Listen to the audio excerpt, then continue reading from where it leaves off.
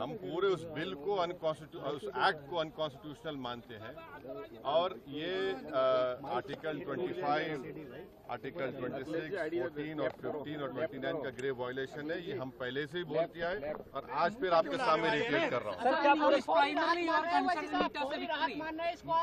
No. See, let us be very careful.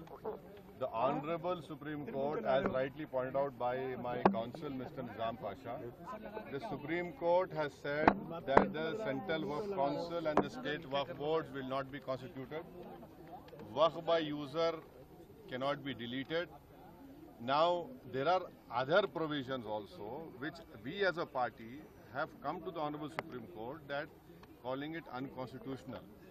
Now, whenever it will be heard, our counsel, Mr. Nizam Pasha, on behalf of me, will be arguing it.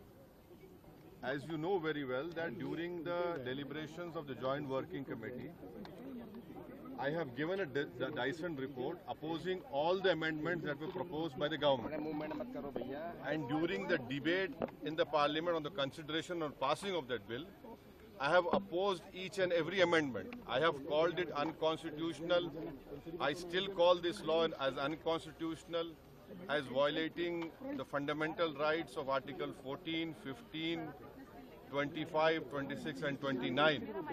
So our legal battle will continue to ensure that this act, against this act will continue. देखिए सवाल देखिए आपको पूरे उस कानून को समझने की जरूरत है। अब 5 साल का मुसलमान प्रैक्टिसिंग रहेगा, 5 साल प्रैक्टिसिंग मुसलमान का तो रहेगा। अब उसको कौन डिसाइड करेगा?